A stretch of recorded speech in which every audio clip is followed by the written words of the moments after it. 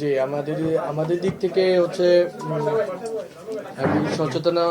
সচেতনতামূলক ভিডিও এবং আরো কি প্রচার করা যায় এটা নিয়ে আমরা কথা বলবো, এবং আমরা সংস্কৃতি মন্ত্রণালয়ের সাথে মিলে হয়তো এই কাজটা করার চেষ্টা করবো আমাদের মন্ত্রণালয় থেকে। আর এছাড়াও এই আমাদের যে বাংলাদেশে যে ইস্যুগুলো আছে আইন শৃঙ্খলার সাথে রিলেটেড, যেমন এখানে মব জাস্টিস ইস্যু আছে, তারপরে এখানে একটা মিলিটেন্সি ইস্যু হয়তো মানে সামনে আসতে পারে, বা আরো কিছু ইস্যু আছে। যে ইস্যুসগুলো আছে সেই ইস্যুসগুলো যাতে মিডিয়াতে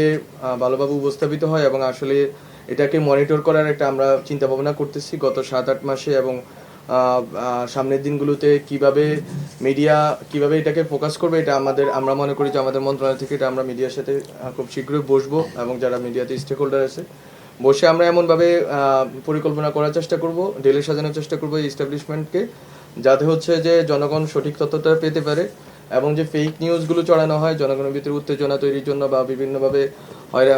এক ধরনের টেনশন তৈরি করা হয়, সেটার বাইরে কিভাবে হচ্ছে সঠিক তথ্য নিশ্চিতের মাধ্যমে জনগণকে সঠিকভাবে সচেতন রাখা যায় এবং জনগণকে এনগেজড রাখা যায়, সেই ক্ষেত্রে আমরা মিডিয়ার স্টেক হোল্ডারদের সাথে বসবো। এই দুইটা কাজ আমার মন্ত্রণালয় থেকে আমরা করব, এবং সরকারের বিরুদ্ধে যেহেতু আপনারা জানেন গত 6-7 মাস ধরেই সরকার যখন থেকে আছে দায়িত্বে, ভারত থেকে হোক বাংলাদেশের ভিতর থেকেও বিভিন্ন জায়গা থেকে কমিউনিকেশন একটা ওয়ারফেয়ার চলতেছে। আমাদের জায়গা থেকে আমরা এখন থেকে কাউন্টার কমিউনিকেশন ওয়ারফেয়ারে যাব। সত্য সত্য কমিউনিকেশন।